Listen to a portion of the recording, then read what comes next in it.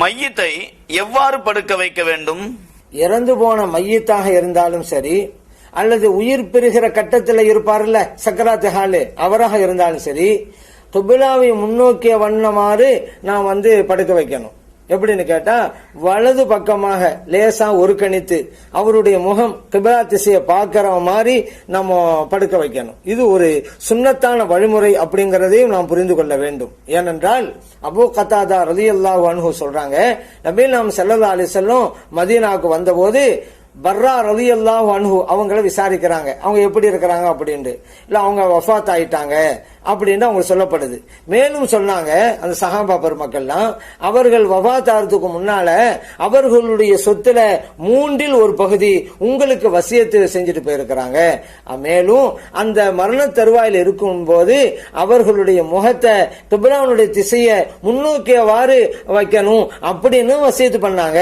அப்படிங்கிற விவரத்தை எல்லாம் சஹாபா பெருமக்கள் நபி நாம் ஸல்லல்லாஹு அலைஹி வஸல்லம் அவங்ககிட்ட சொல்றாங்க. இப்ப நபி நாம் ஸல்லல்லாஹு அலைஹி வஸல்லம் சொன்னாங்க, அஸாபல் ஃபித்ரா, அந்த தோழர் செய்தது மார்க்கத்தின் பிரகாரம் மிகச் சரியானது என்று சொல்லிவிட்டு, அவர்கள் எனக்கு வசியத்து பண்ணாங்கல்ல, அவங்க சொத்துல 3 ஒரு பகுதி அவருடைய பிள்ளைக்கு நான் அதை திருப்பி கொடுத்து விட்டேன் அப்படின்னு கூறிவிட்டு தொழுகையும் நடத்தினார்கள்.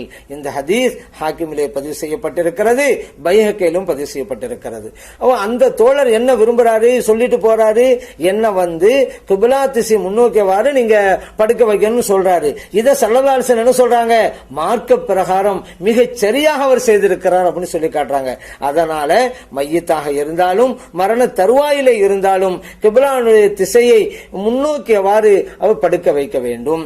அதே போல நம்ம கண்மணி நாயகம் ஸல்லல்லாஹு அலைஹி வஸல்லம் அவருடைய அருமை மகளார் ஃபாத்திமா ரலியல்லாஹு அன்ஹா அவங்க சக்கராத்துல இருந்த போது அப்படிதான் இருந்தாங்க.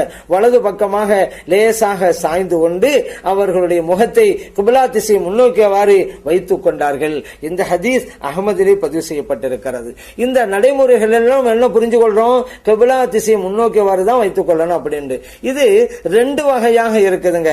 எப்படின்னு கேட்டா, இப்ப நம்ம நாட்டு பிரகாரம் நம்ம புரியறதா இருந்தா, அப்படி மையத்தா இருக்கிறாங்கல்ல, அவர்களுடைய அந்த தலைப்பகுதி வடக்கு பக்கமா இருக்கும், கால் பகுதி தெற்கு பக்கமா இருக்கும்.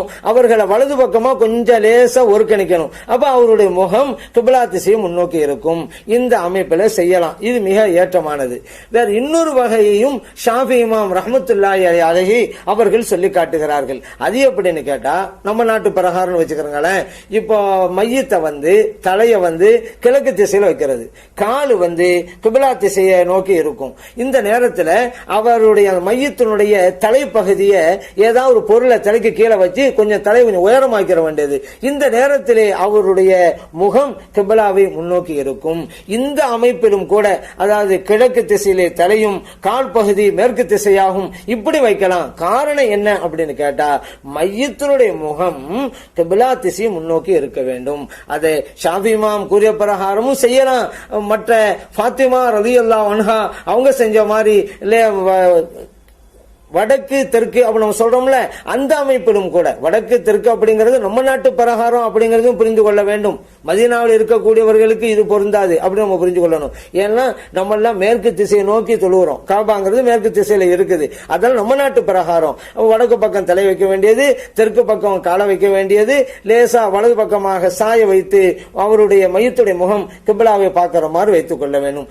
இப்படி வைப்பது ஒரு சுன்னத்தான வழிமுறை என்பதையும் நாம் கவனத்திலே கொள்ள வேண்டும்.